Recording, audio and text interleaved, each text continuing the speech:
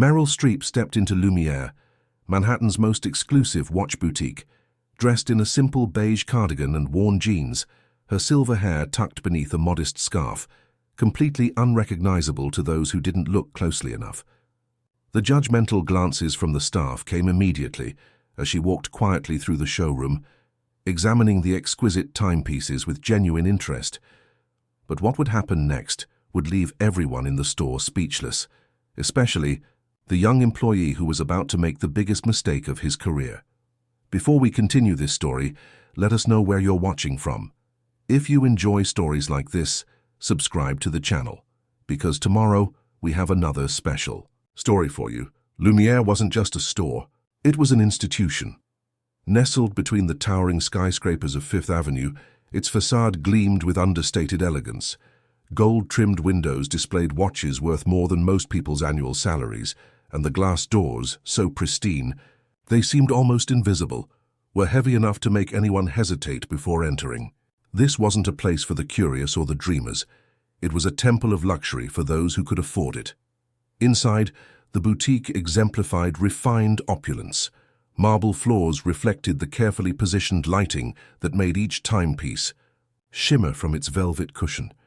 Display cases lined the walls, each a masterpiece of craftsmanship housing even greater masterpieces within. The air was perfumed with subtle notes of sandalwood and leather, creating an atmosphere that whispered of exclusivity and privilege. Blake Thompson adjusted his immaculately tailored suit as he observed the woman who had just entered. At 28, he was Lumiere's youngest sales associate, a position he had worked tirelessly to secure. His keen eye for genuine customers had earned him the highest commission rate in the store's history. Blake took pride in his ability to distinguish serious buyers from those who were merely browsing, a skill he considered essential in the world of luxury retail. "New visitor at 3 o'clock," whispered Charlotte, his colleague, with a slight raise of her perfectly shaped eyebrow. "Looks like she took a wrong turn looking for the department store." Blake glanced at the woman again. She moved with a certain grace despite her ordinary appearance. Her hands, he noticed, were elegant, with long fingers that hovered respectfully above the glass without touching it, uncommon restraint for someone unfamiliar with luxury environments. Still, her worn jeans and practical shoes told him everything he needed to know. "I'll handle it," he said, straightening his tie. "Can't have her taking up Victoria's time when the Hendersons are coming in for that celestial collection piece." Blake approached with measured steps, his expression professionally neutral despite his internal assessment. The woman had stopped before their premier display, where the most exclusive watches, pieces that weren't even advertised, rested on rotating pedestals of hand-polished obsidian. "Good afternoon," Blake said, his tone polite but cool. "Welcome to Lumiere. May I help you with something specific today?" Meryl turned to him, her blue eyes bright with interest. "Yes, actually. I'm looking for something special. A gift." Her voice was warm, cultured. Blake faltered for just a moment. There was something familiar about it, something he couldn't quite place. But then his gaze fell again on her modest clothing, and his professional assessment kicked back in. "A gift." "I see," he replied. "We do have some lovely pieces in our heritage collection that might be suitable." He gestured toward a more modest display near the entrance. "Perhaps something that would be more appropriate for your needs." Meryl's expression remained pleasant, though something flickered briefly in her eyes. "Actually, I was interested in learning more about this one." She pointed to a watch in the premier display, a limited edition platinum timepiece with a celestial application, priced well into six figures. Blake couldn't suppress a small indulgent smile. "The Celestial Nocturne, an exceptional piece." He paused deliberately. "It's also exceptionally exclusive. Only 5 were made worldwide." "It's beautiful," Meryl said simply. "The craftsmanship is remarkable. Could you tell me more about the mechanism?" Blake shifted his weight, glancing around the store. 2 wealthy regulars had just entered, and Victoria was greeting them warmly. He needed to wrap this up quickly. "The mechanism is quite complex," he explained, his tone becoming more dismissive. "It's a proprietary design that took 3 years to perfect. The watch itself is an investment piece, really.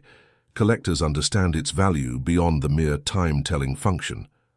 That's precisely why I'm interested, Meryl replied calmly. My grandson is graduating from watchmaking school. I thought this might inspire him. Blake's smile tightened. Watchmaking school students didn't have grandmothers who purchased six-figure timepieces as graduation gifts. This woman was wasting his time, possibly living out some fantasy of wealth. Perhaps I could show you something. More accessible? He suggested, his emphasis on the last word unmistakable. We have several excellent pieces that still showcase fine craftsmanship without the exclusivity factor. Meryl studied him for a moment, her expression unreadable. I'd still like to learn about this one, if you don't mind, unless there's someone else who might be more familiar with it. The subtle challenge in her question irritated Blake. He straightened his shoulders. I assure you, ma'am, I'm exceptionally well versed in our entire collection, but I also understand our clientele. This particular piece, he said, voice lowering, is typically acquired by individuals who match a certain profile. And what profile would that be? Meryl asked, her voice still pleasant, but with an unmistakable firmness beneath. Blake glanced at her worn cardigan and practical shoes. Established collectors who understand the investment they're making. Perhaps I could direct you to our catalogue. You could take it home, learn more about our collections at your leisure. The suggestion was clear. She didn't belong here, browsing pieces she couldn't afford. Other employees had begun to notice the interaction, exchanging glances as Blake attempted to redirect the seemingly ordinary woman away from their most prestigious display.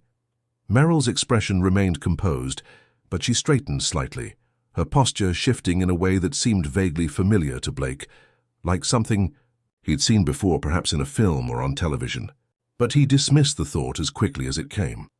Little did he know that in the next few minutes everything would change, and this interaction would become the biggest regret of his professional life.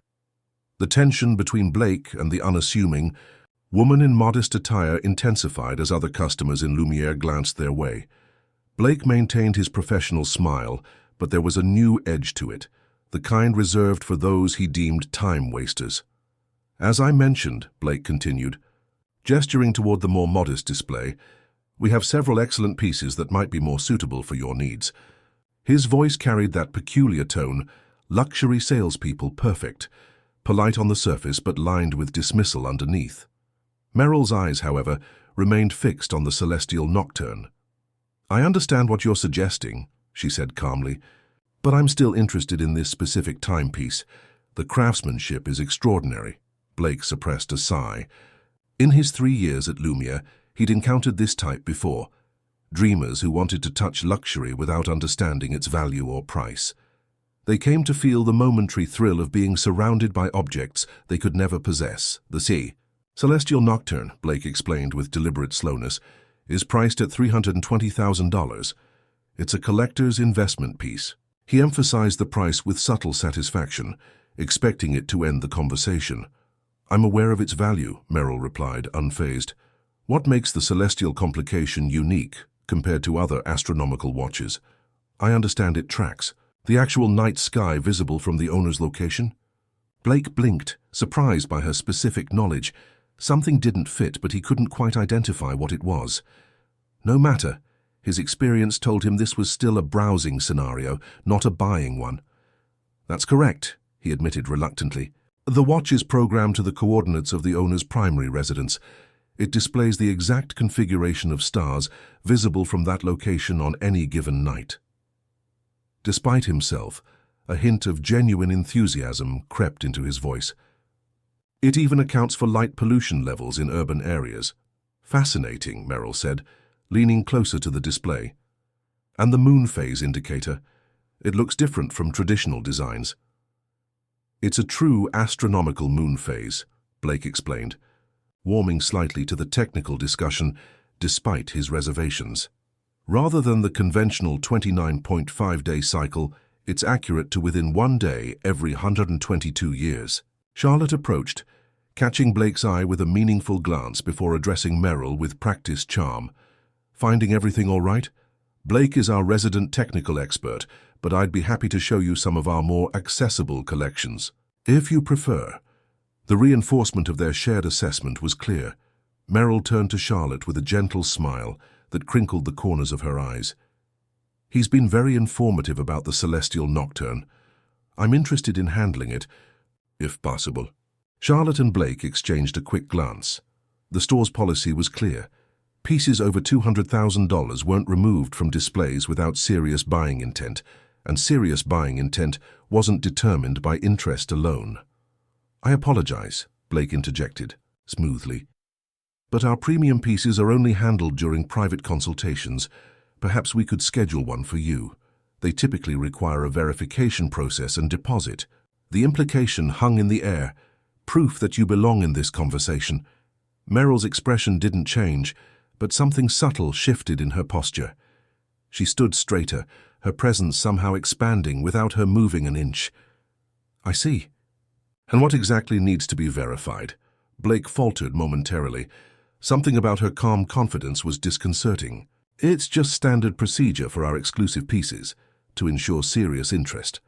I understand, Meryl said, her voice taking on a quality that made both Blake and Charlotte listen more attentively despite themselves. And how do you determine who has serious interest? The question hung in the air, uncomfortably direct. A few feet away, Victoria, the floor manager, noticed the prolonged interaction and began moving in their direction. We have certain protocols, Blake replied, his confidence returning as Victoria approached. Our clientele typically has established relationships with us. The Celestial Nocturne isn't a casual purchase. It's for collectors who truly appreciate horology as both art and investment.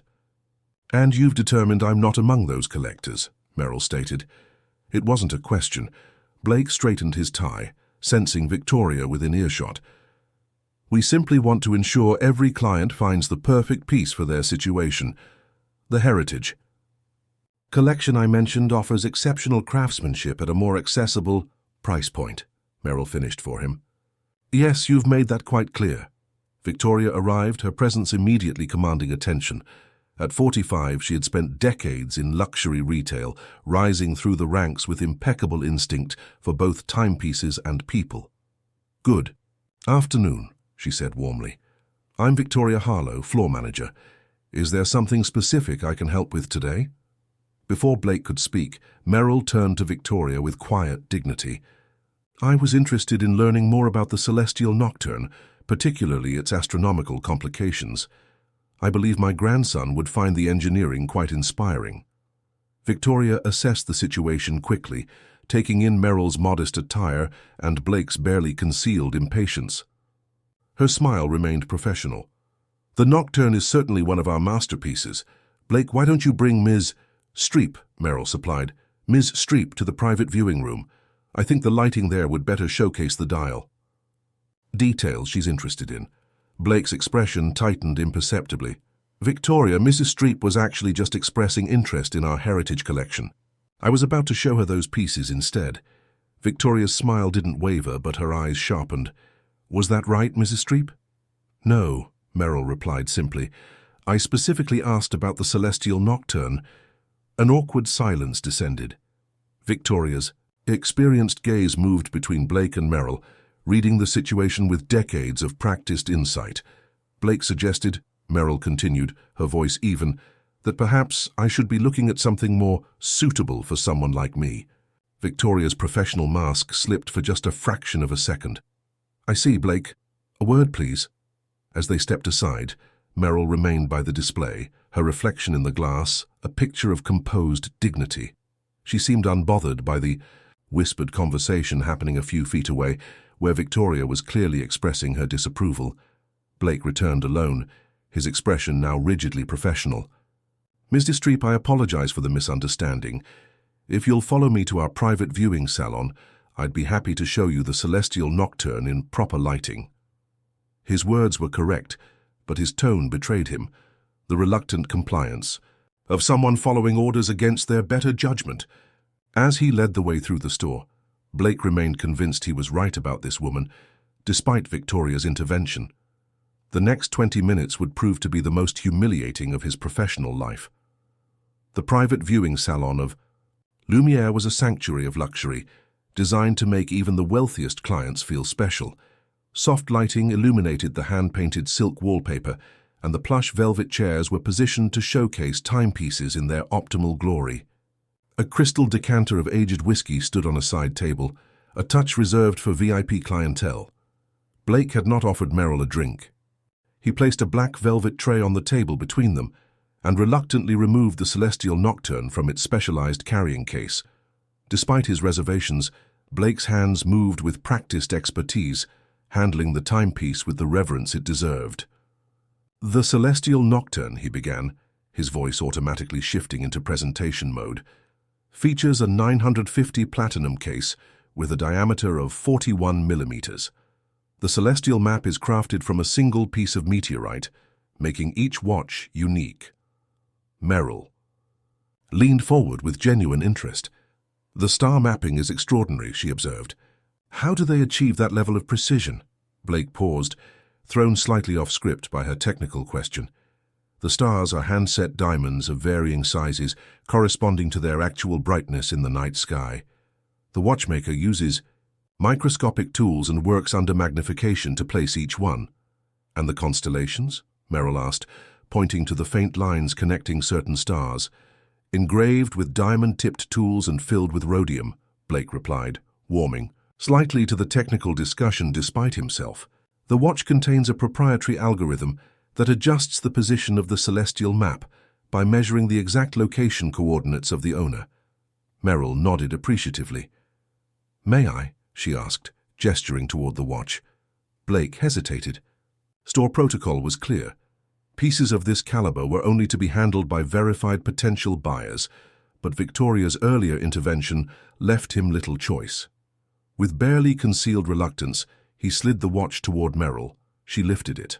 With surprising expertise, turning it gently to examine the caseback, where an exhibition window revealed the intricate mechanism within. "The finishing is impeccable," she noted. "Geneva stripes on the bridges, polished bevels on the edges. You don't see craftsmanship like this often anymore."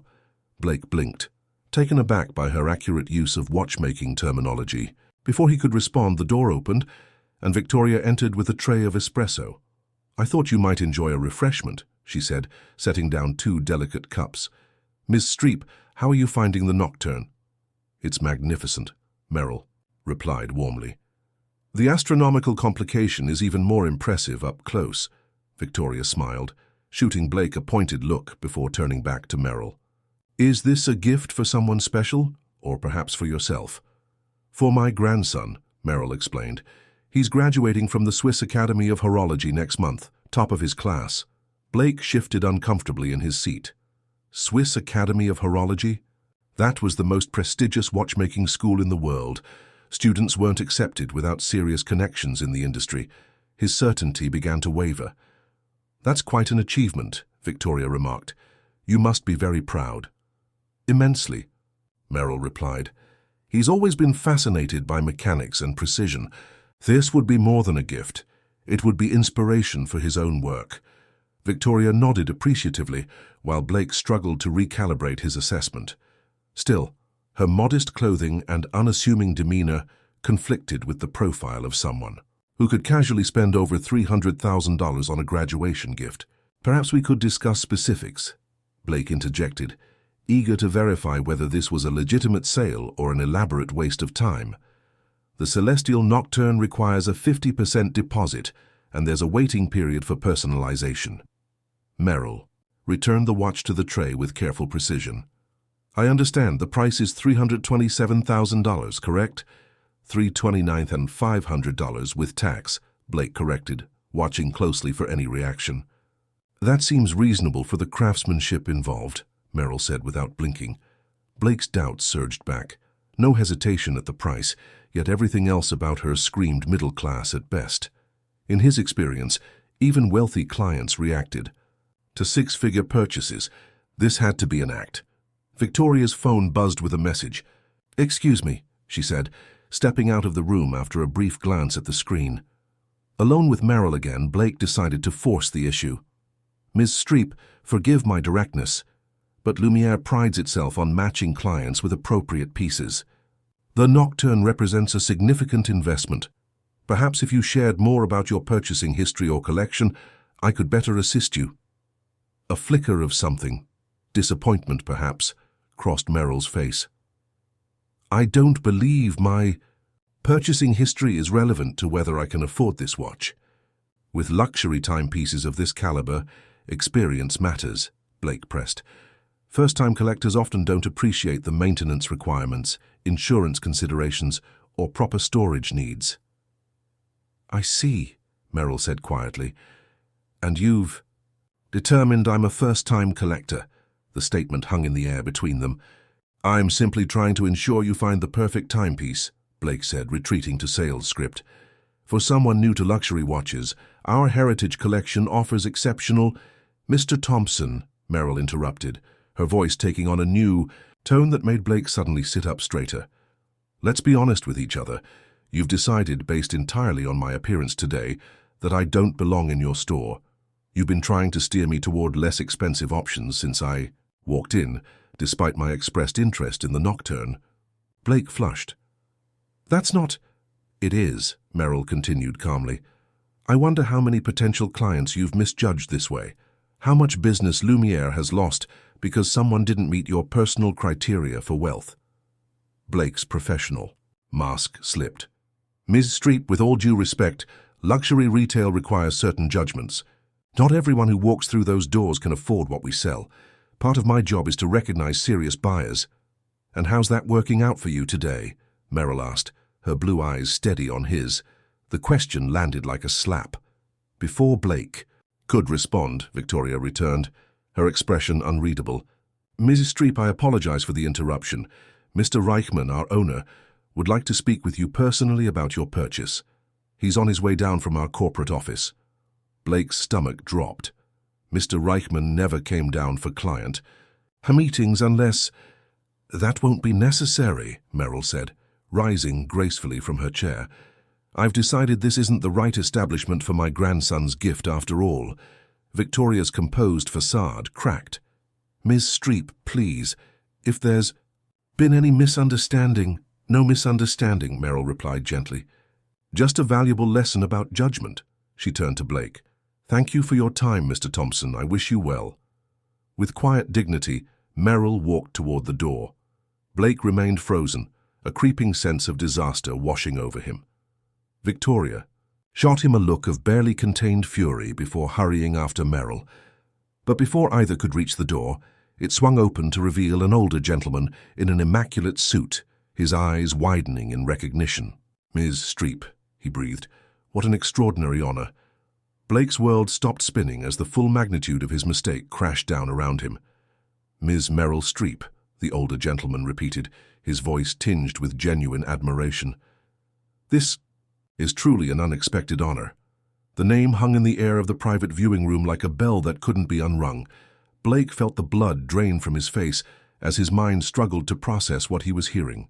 Meryl Streep, the 3-time Academy Award winner, the legend of stage and screen, one of the most respected actresses in the history of cinema, had been standing before him all afternoon, and he had treated her like an unwelcome intruder.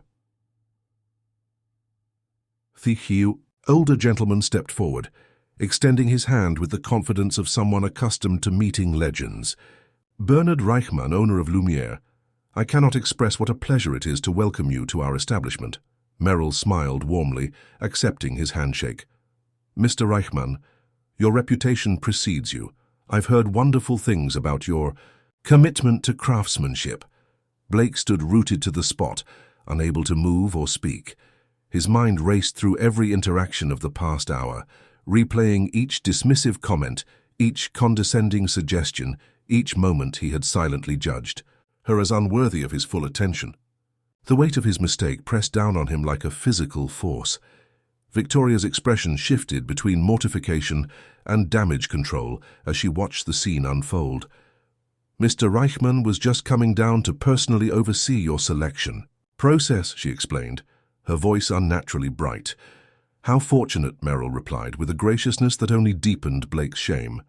Though I was actually on my way out. Reichman's bushy eyebrows rose in concern. Leaving? But you've only just begun to explore our collection. Perhaps there was something specific you were looking for that we haven't shown you. Ms. Streep was interested in the celestial Nocturne, Victoria interjected quickly. For her grandsons. Graduation from the Swiss Academy of Horology. Recognition flashed in Reichmann's eyes. Ah, you must be Thomas Foster's grandmother. He's doing revolutionary work in chronograph design. We've been following his progress closely. Lumiere has actually considered commissioning him for a special project. Blake felt the room spinning slightly. Not only was Meryl Streep standing before him, but her grandson was apparently a rising star in the watchmaking world. Someone even Bernard Reichmann knew by name. The depth of his misjudgment was becoming catastrophically clear. Thomas would be honored to hear that, Meryl said. He speaks very highly of Lumiere's historical pieces. Then we must show you our heritage vault as well, Reichmann said enthusiastically. We have prototype movements dating back to the 1890s that might interest both you and your grandson. Meryl glanced briefly at Blake, who remained frozen in place. I appreciate the offer, Mr. Reichmann, but I think today isn't the right day after all. Something in her tone made Reichmann pause. His shrewd eyes moved from Meryl to Blake, then to Victoria's tense posture. Understanding dawned on his face. I see, perhaps there has been some misunderstanding during your visit today? Before Meryl could answer, the door to the viewing room opened again. An elegantly dressed woman in her 60s gasped audibly from the threshold. Oh my goodness, it is you! I told my husband I recognized you from across the showroom, but he didn't believe me. She turned back toward the main floor, calling out, Harold! Harold, come quickly, it's Meryl Streep! The private sanctuary of the viewing room was suddenly breached as the woman's husband appeared, followed by curious glances from other customers on the main floor. Within moments, a small murmur ran through the entire store, with whispered exclamations and discreet pointing. The Meryl Streep? Is it really her? I loved her in that film about the fashion magazine. Blake felt physically ill. The entire store was now buzzing with excitement about the very woman he had been trying to usher toward the door. A woman who, beneath her modest attire and gentle demeanor, possessed not only extraordinary talent, but also the means and connections to purchase any timepiece in the store without blinking. Reichmann smoothly stepped between Meryl and the growing attention.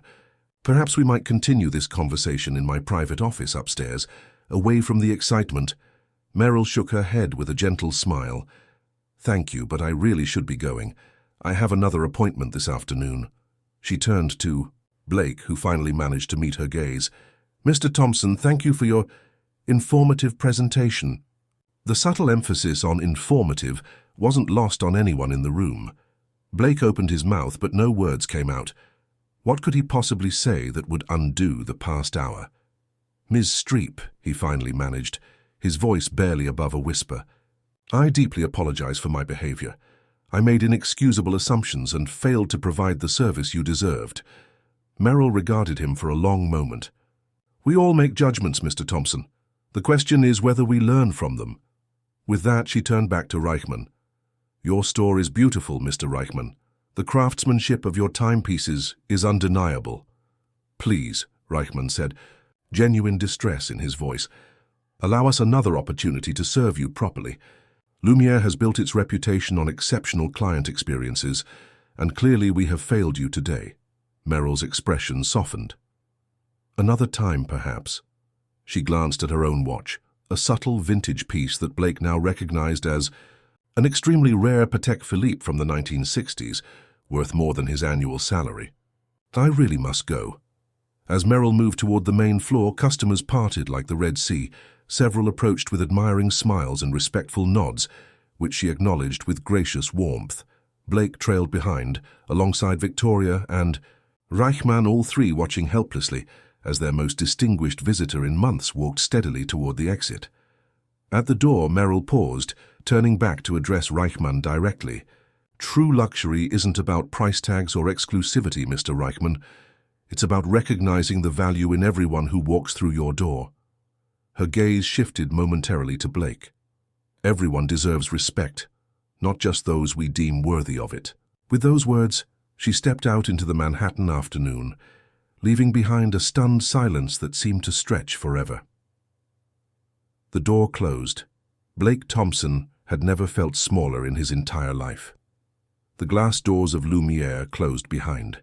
Meryl Streep, with a gentle whoosh, But the silence she left in her wake was deafening. For several seconds, nobody moved. The customers who had witnessed the encounter stood frozen, their expressions ranging from shock to second-hand embarrassment. The staff remained rigid, as if awaiting some catastrophic fallout. It was Bernard Reichmann who finally broke the spell, turning to face Blake with a carefully controlled expression that somehow conveyed more disappointment than rage ever could. "Office now?" The 3 words carried the weight of a death sentence. As Blake followed his employer toward the private elevator at the back of the showroom, he felt the stares of everyone in the store boring into his back. The whispers had already begun spreading from person to person like wildfire. Did he really just drive Meryl Streep out of the store? I heard he tried to redirect her to the budget collection. Can you imagine treating Meryl Streep like she couldn't afford to be here? The elevator ride to the executive floor was the longest 30 seconds of Blake's life. Neither he nor Reichmann spoke.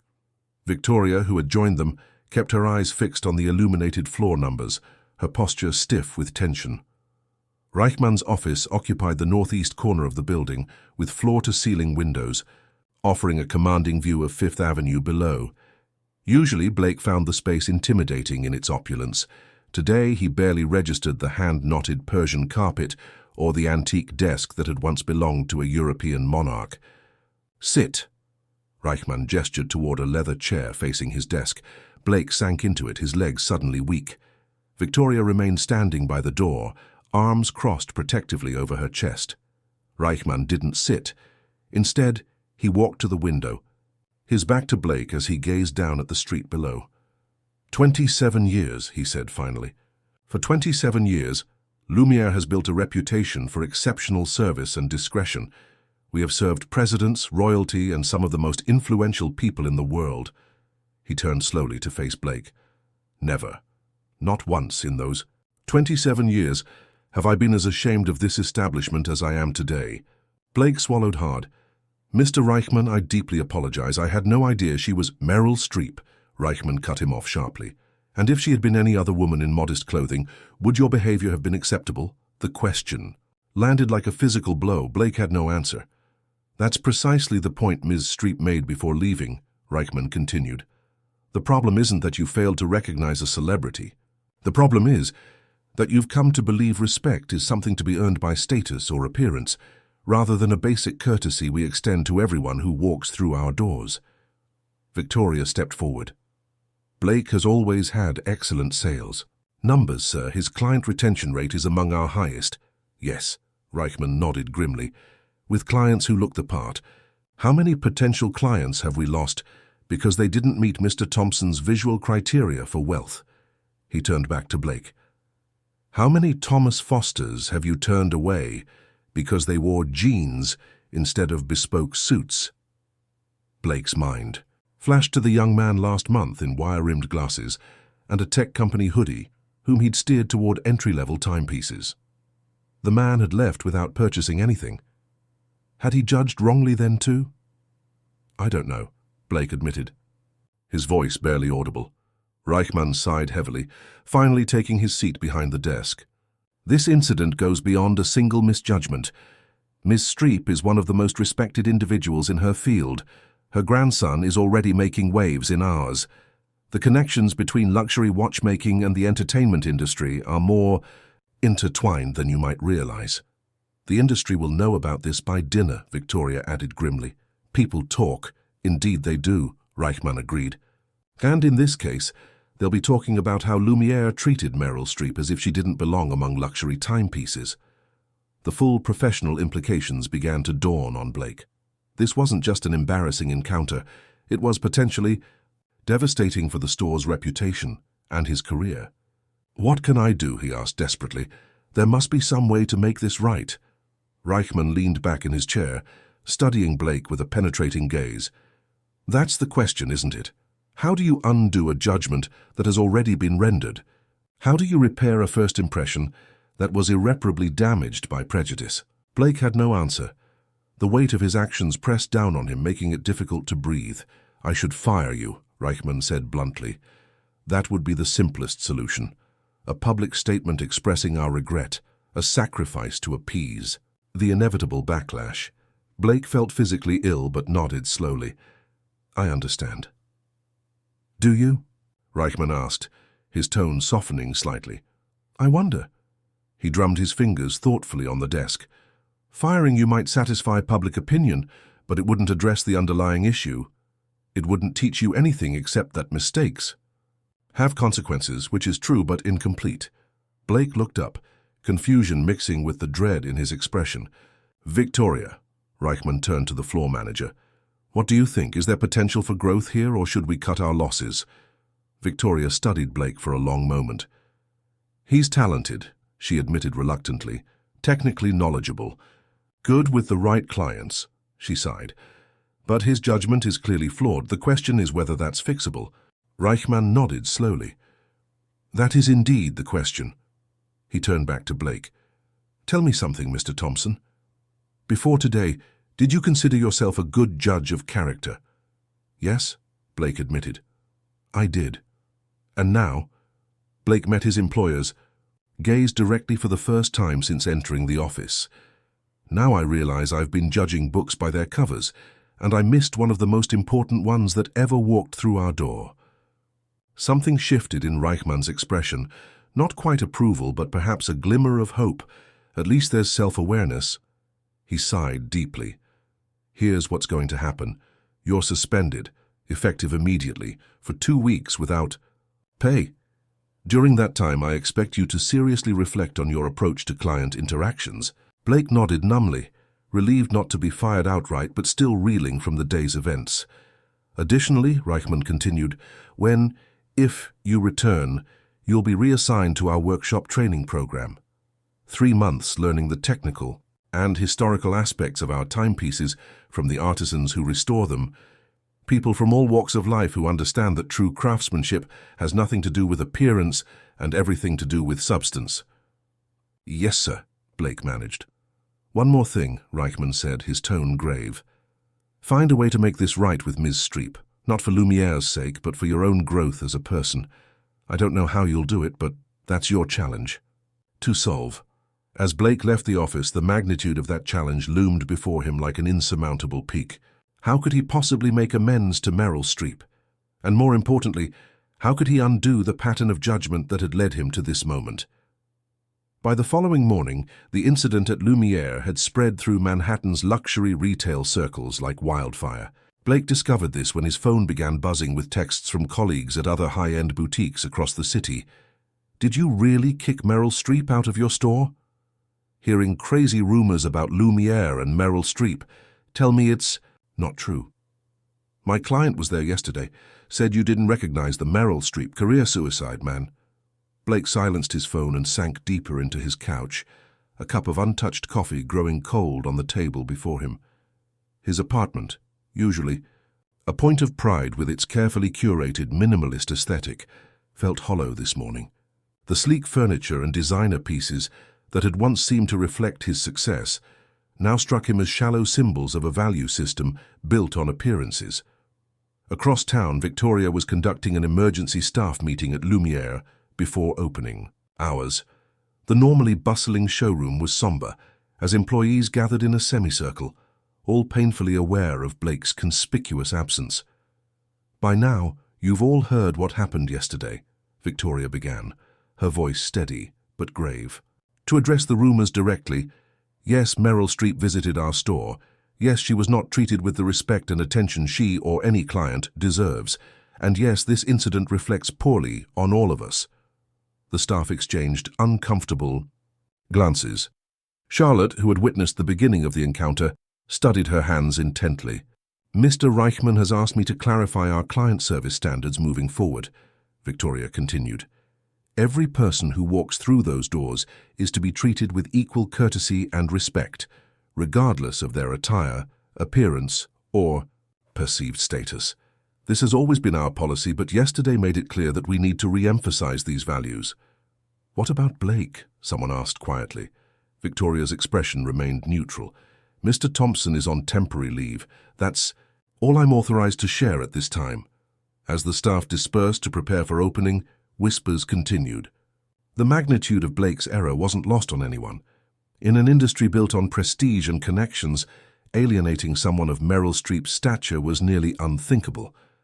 Meanwhile, in a sunlit kitchen in Greenwich Village, Meryl Streep sat at her breakfast table, scrolling through text messages from her grandson Thomas. His excitement about his upcoming graduation was palpable in every word. She smiled, choosing not to mention the previous day's incident. Why tarnish his achievement with stories of narrow-minded judgment? Her phone rang. Her agent, no doubt, with another script to consider. "Hello, Diane," she answered warmly. "Meryl, darling," came the familiar voice. "I'm hearing the strangest rumor that you were snubbed at some watch store yesterday. Please tell." Page 6 has it wrong for once," Meryl sighed. "News travels fast." "So it's true? Someone actually failed to recognize you and treated you poorly." "It was a misunderstanding," Meryl replied, ever gracious. "The young man made assumptions based on my casual appearance. It happens." "It shouldn't happen to you," Diane insisted. "Which store was it? I'll make sure none of my clients ever shop there again." "Diane," Meryl chided gently, "that's exactly the kind of thinking that created the problem in the first place. Judging an entire establishment by one person's behavior." The owner seemed genuinely mortified. "Let's not escalate this." Back in his apartment, Blake had finally gathered the courage to check social media, feeling a growing dread as he typed Meryl Streep Lumiere into the search bar. The results made his stomach drop. An influential fashion blogger had already posted about the incident. Exclusive. Sources confirm Oscar winner Meryl Streep was redirected to lower-priced items at Lumiere yesterday. Apparently, wearing jeans makes you invisible, even when you're Hollywood royalty. Retail fail. Do you know who am? The post had thousands of shares already. The comments section was a battlefield of outrage, with many sharing similar experiences of retail judgment. One comment in particular caught Blake's attention. "I'm a neurosurgeon who often comes straight from 36-hour shifts to shop. The number of times I've been judged for looking too casual to afford luxury items is ridiculous. Thank you, Meryl, for highlighting what so many of us experience." Blake closed his laptop, a new dimension of his mistake dawning on him. This wasn't just about misidentifying a celebrity. He had become the face of a broader problem that affected countless people. Meryl Streep had merely been the wrong person to subject to this all-too-common form of judgment. At Lumiere, the doors opened precisely at 10 a.m. as they did every day, but the usual stream of elite clientele was noticeably thinner. Victoria kept a brave face as she directed the nervous staff, but by noon it was undeniable. The store was experiencing a significant drop in foot traffic. Mr. Reichman arrived shortly after lunch, his face grim as he surveyed the quiet showroom. "Any word from Blake?" he asked Victoria in a hushed tone. "No, sir, nothing since yesterday." Reichman nodded thoughtfully. "Perhaps that's for the best. He needs time to reflect." He glanced around at the sparse clientele. "How bad is it?" 3. Cancelled appointments this morning. The Andersons, they were considering the complete Voyager collection, said they'd shop elsewhere for now. Reichman winced. The Andersons represented a potential 7-figure sale. And the press? Page 6 has it. So does WWD. We've received 14 media inquiries since opening. Decline them all, Reichman said firmly. No official statements. This isn't about damage control through PR. It's about genuine change in how we operate. Across the city, Blake had finally summoned the courage to step outside. Central Park seemed like a neutral space, where he could clear his head and consider his next steps. As he walked along the winding paths, snippets of conversations from passing strangers reached him. "Can you believe they did that to Meryl Streep? My cousin works in luxury retail, says it happens all the time." Just shows how shallow the whole industry is. Blake quickened his pace, but there was no escaping the ripples of his actions.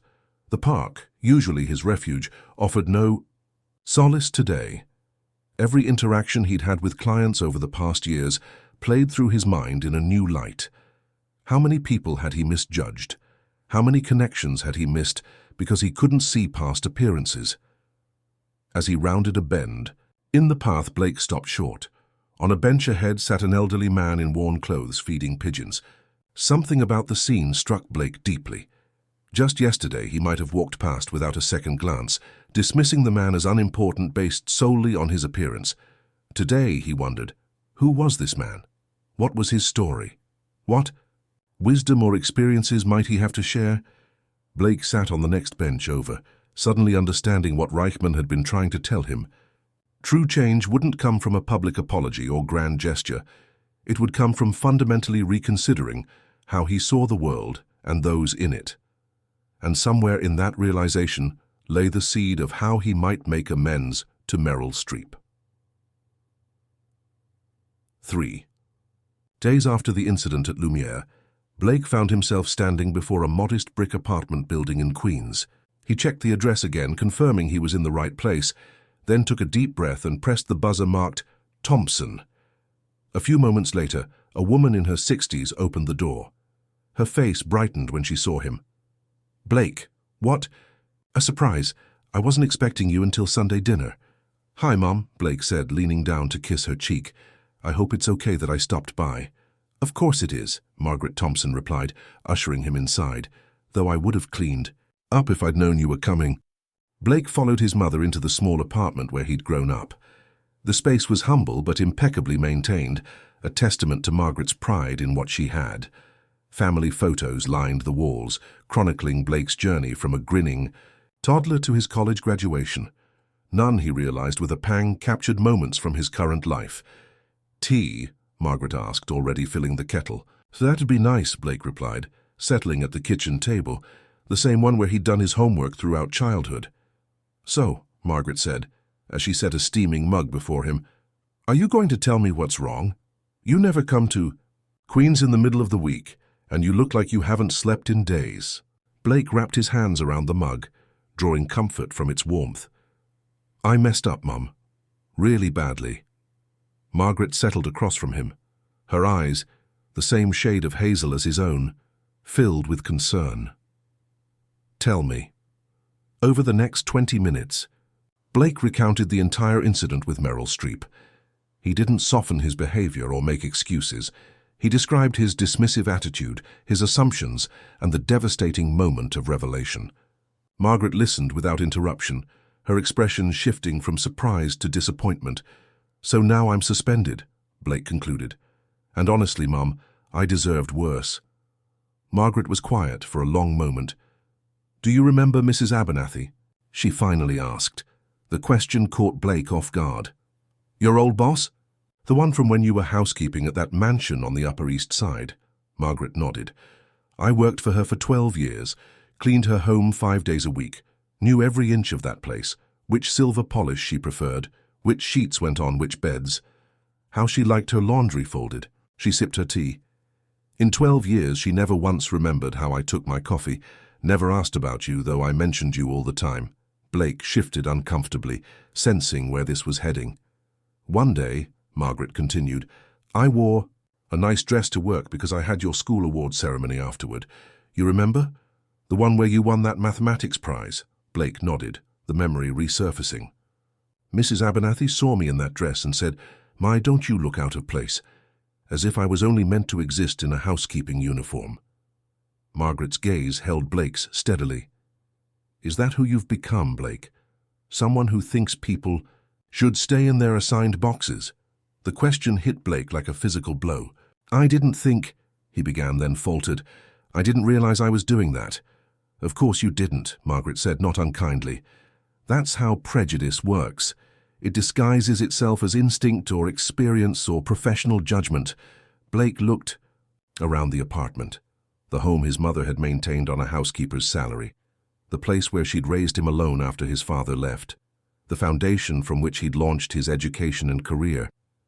"I've been trying so hard to fit into that world," he admitted quietly. "The luxury world. I thought if I could master the rules, prove I belonged there." "You'd never be mistaken for the housekeeper's son," Margaret finished gently. Blake's eyes burned with sudden tears. "I'm so ashamed, Mom. Not of you, never of you, of myself, of what I've become." Margaret reached across the table to take his hand. "Good. Shame means you still know right from wrong. The question is, what are you going to do about it?" In a sunlit studio across the city, Meryl Streep was in the middle. of a costume fitting for her upcoming film role. She stood patiently as the costume designer pinned the hem of a period dress, discussing the character's journey and how the wardrobe would reflect it. Her assistant appeared at the door.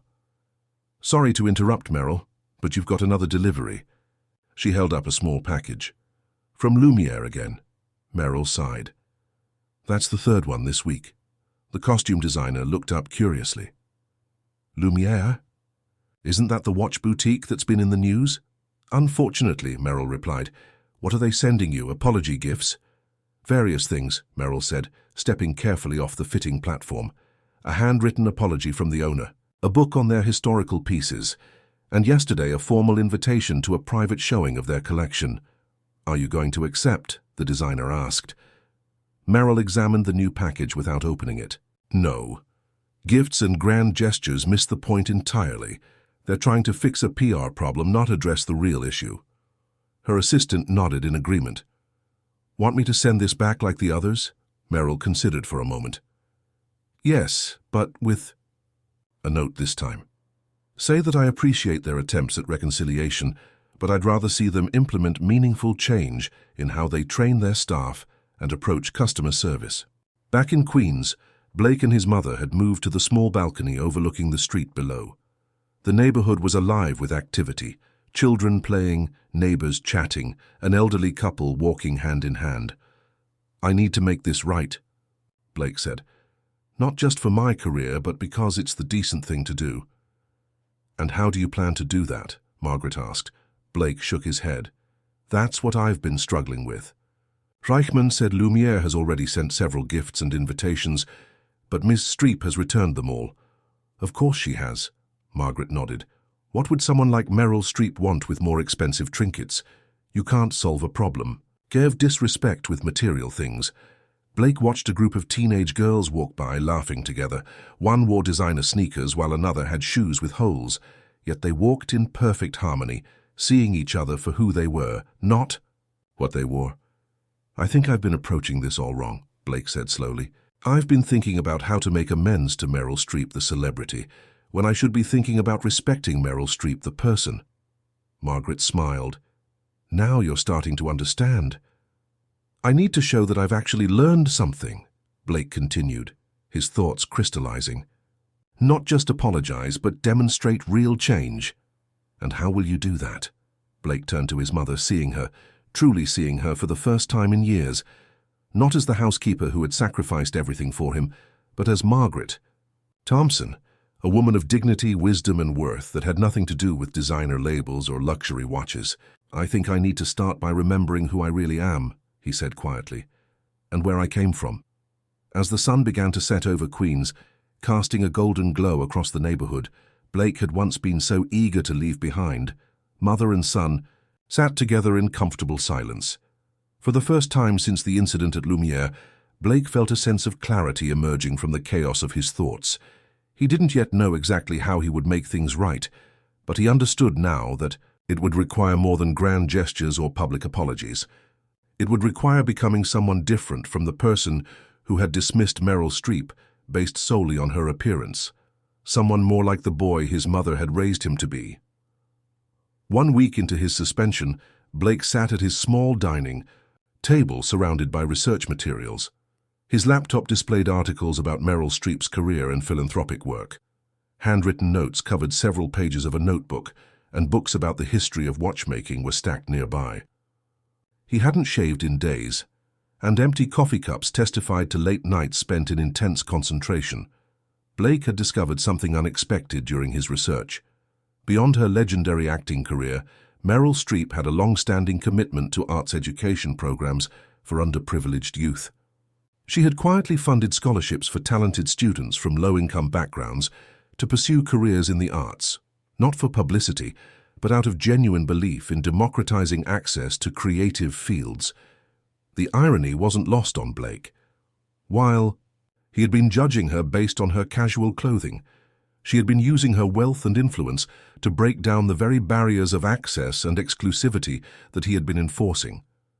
His phone rang, interrupting his thoughts. Victoria's name flashed on the screen. "Hello," he answered, surprised by the call. "Blake," Victoria said, her tone businesslike. "How are you?" "I've been better," he admitted. "How are things at the store?" "Challenging," she replied. "The press. Coverage has finally started to die down, but foot traffic is still below normal. Reichman is concerned." Blake winced. "I'm sorry." "That's actually why I'm calling," Victoria continued.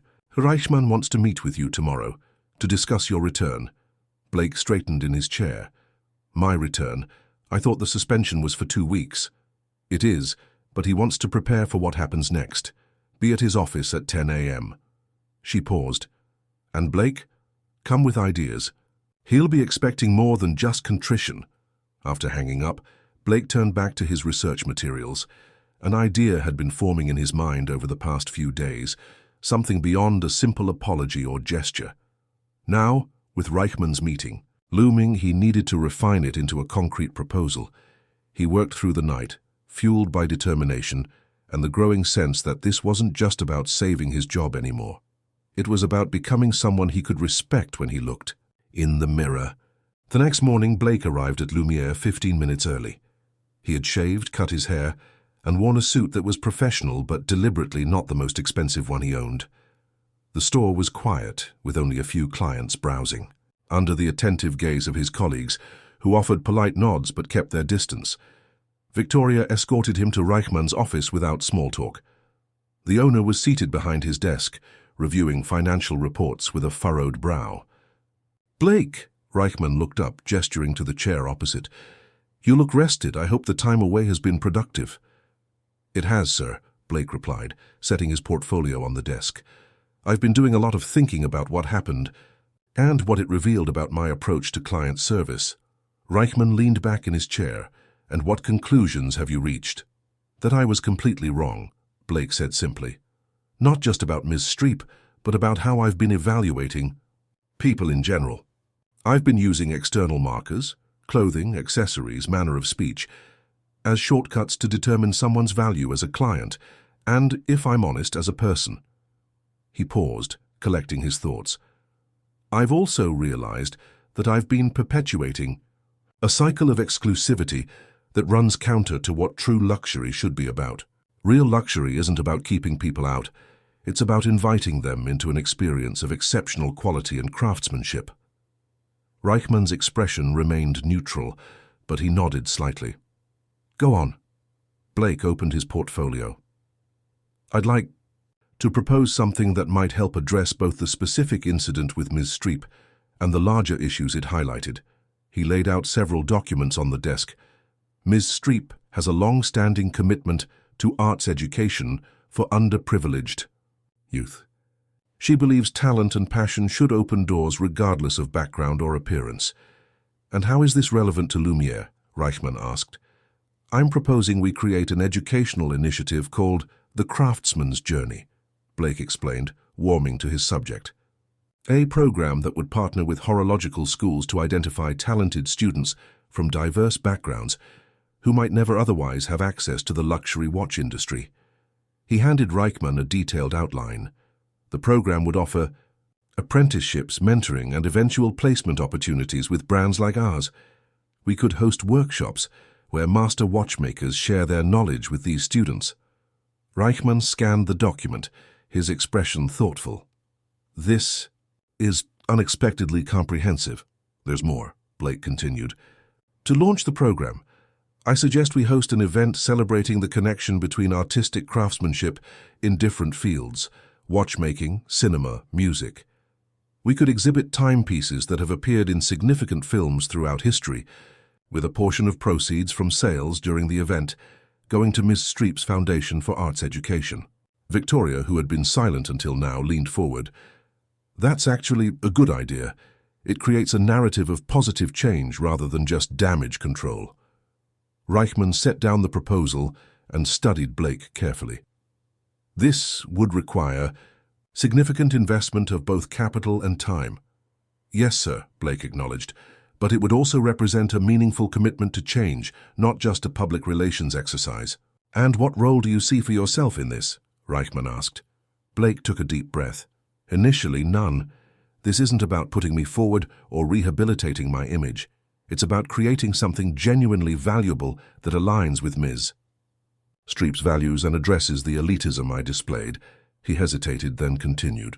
If the program succeeds and if you decide I have a future at Lumiere, I would eventually like to be involved as a mentor, sharing what I know about timepieces while learning from the students' fresh perspectives.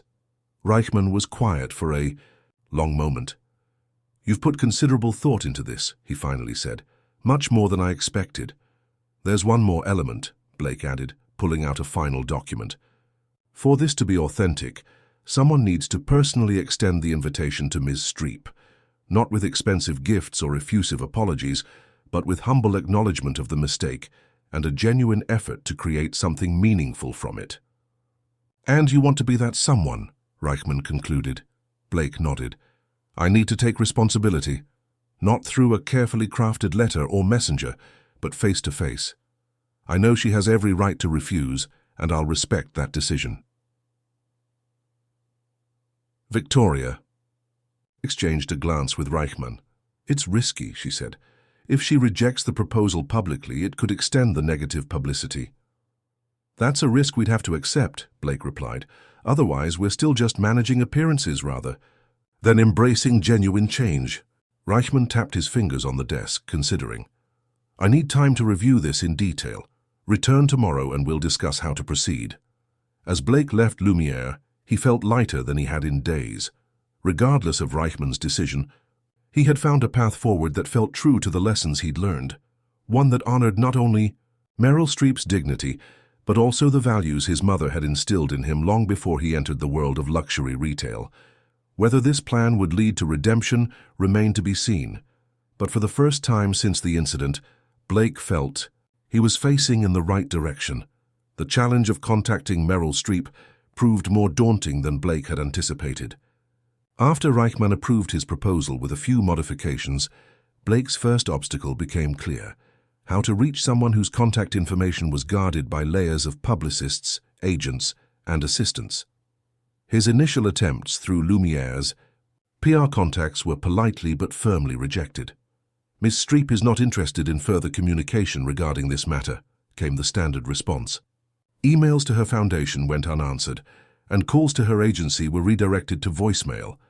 2 weeks after his return to Lumiere, now working in the workshop with the master watchmakers rather than on the sales floor, Blake was beginning to lose hope. The event planning was proceeding, with Victoria overseeing most details, but without Meryl Streep's involvement, it would lack the reconciliation at its heart. You need to try a different approach, suggested Emile, the 70-year-old Swiss watchmaker, who had been teaching Blake about movement assembly.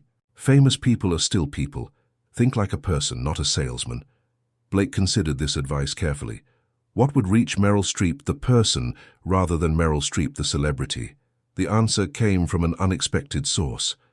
While having dinner with his mother, Blake mentioned his difficulty in contacting Ms. Streep. Isn't she filming something in the city right now? Margaret asked. I read about it in the paper. Some historical drama set in the 1920s. A quick internet search confirmed it. Meryl Streep was indeed filming on location in New York, with production scheduled at various historic buildings throughout the month. The next morning, Blake called in sick to Lumiere for the first time in his career.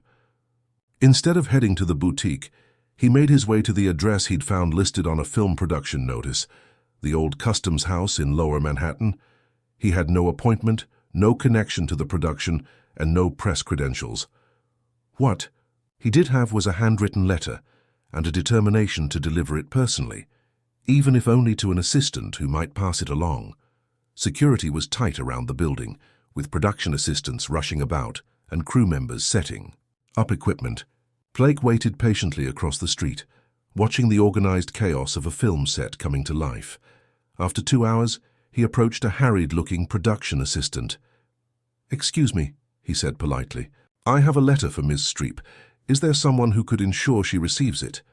The young woman barely glanced at him. "Fan mail goes through her agency. I'm sure you can find the address online." "It's not fan mail," Blake clarified. "It's an apology, a personal one. I'm the person from the watch store." That caught her attention. She looked at him more carefully.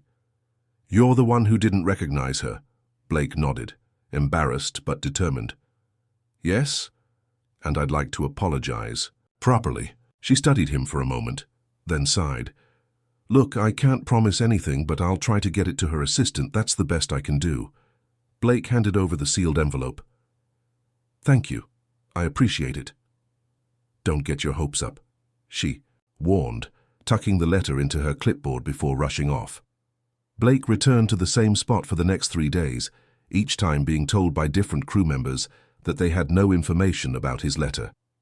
On the 4th day, it was raining. A steady, soaking downpour that had most of the production crew huddled under tents and canopies. Blake stood under his umbrella across the street, beginning to accept that this approach, too, had failed. As he was about to leave, a black SUV with tinted windows pulled up to the set. The rear door opened, and Blake caught a glimpse of silver hair as Meryl Streep emerged, escorted by an assistant holding an umbrella.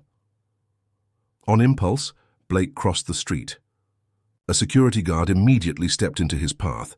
Sir, this is a closed set. I understand, Blake said. I just need to know if Ms. Streep received my letter. Before the guard could respond, Meryl paused and looked in their direction. For a brief moment, her eyes met Blake's and a flicker of recognition crossed her face. She said something to her assistant, who nodded and approached Blake and the security guard. Ms. Streep will give you 5 minutes, the assistant said crisply. Follow me. Stunned, Blake was led to a small tent set up away from the main production area. Meryl Streep sat in a director's chair, reviewing what appeared to be script pages. She looked up as Blake entered, her expression neutral but not unkind. Mr. Thompson, she said, setting aside her papers. You've been quite persistent. Blake stood awkwardly, suddenly aware that he hadn't prepared what to say if he actually got this opportunity. Miss Streep, thank you for seeing me. I don't know if you received my letter. I did, she replied. Yesterday evening. It was thoughtful. Blake took a deep breath.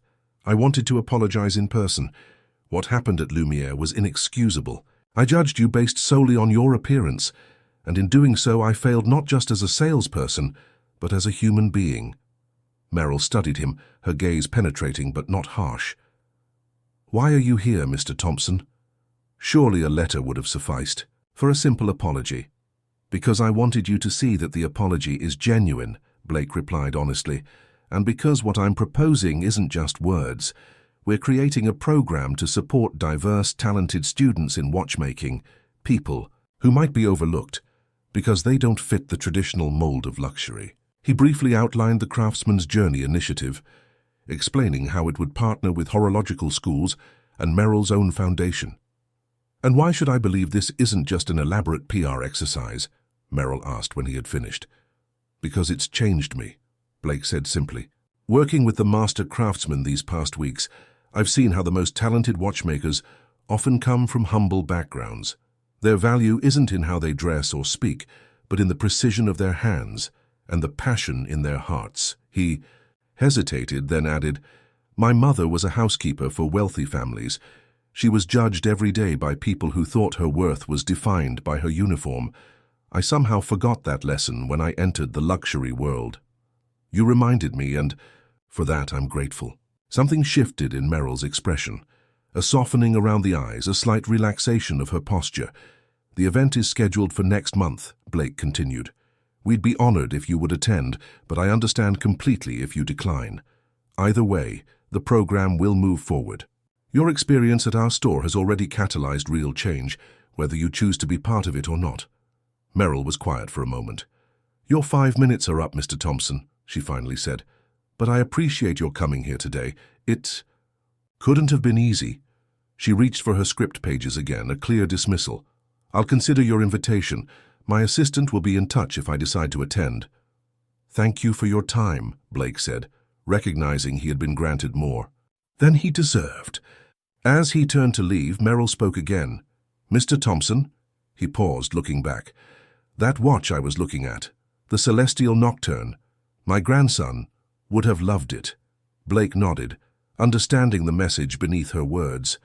Some opportunities, once lost, cannot be regained. But perhaps with enough effort and sincerity, new ones could be created.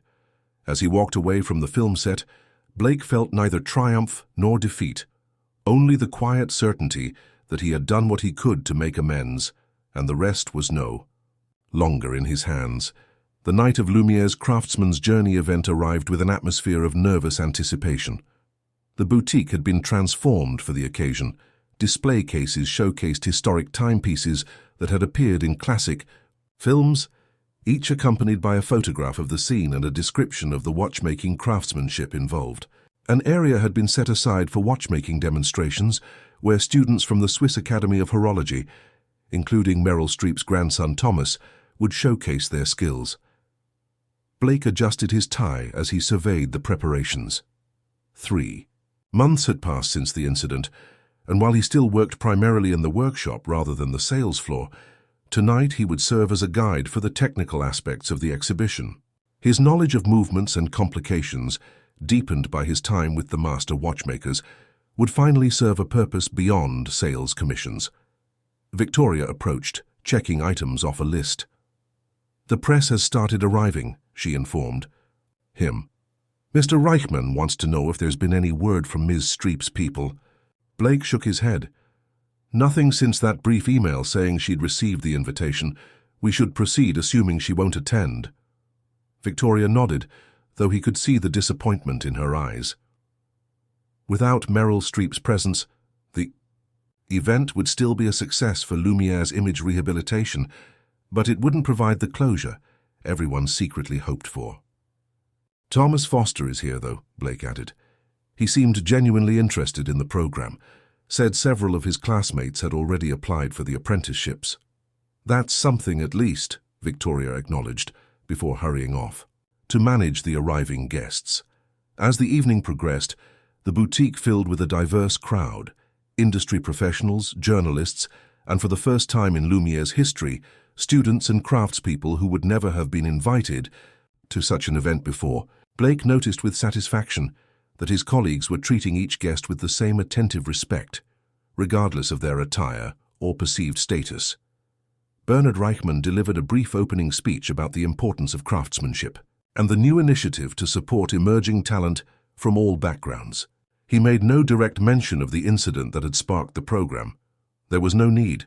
Everyone present knew the story, and Lumiere's response to it spoke louder than any explicit apology could have. Blake was in the middle of explaining the intricacies of a moon phase complication to an enthusiastic group of horology students when he noticed a subtle shift in the room's energy. Conversations quieted momentarily, then resumed with an undercurrent of excitement. He looked up to see what had caused the change. Standing in the entrance, dressed elegantly but without ostentation, was Meryl Streep. Beside her stood a young man who bore a striking resemblance to her, Thomas Foster, her grandson, who had apparently left the demonstration area to escort his grandmother into the event. Blake felt his heart rate quicken. Despite his outward composure, he hadn't truly believed she would come. Reichman immediately moved to greet her, his professional poise momentarily giving way to genuine delight. Cameras flashed discreetly as journalists captured the moment everyone had been waiting for. Blake remained where he was, continuing his explanation to the students. This wasn't about him or his redemption. If Meryl wished to speak with him, she would. If not, her presence alone was more than he had any right to expect. An hour into the evening, as Blake was examining a vintage chronograph with a retired watchmaker, he felt a presence beside him. He looked up to find Meryl and her grandson standing there, both studying the timepiece with interest. "Mr. Thompson," Meryl greeted him with a polite nod. "Thomas tells me you've been quite helpful in setting up the student demonstrations." "It was the least I could do," Blake replied, meeting her gaze directly. "The students are incredibly talented." Thomas smiled, his enthusiasm evident. "This whole program is remarkable.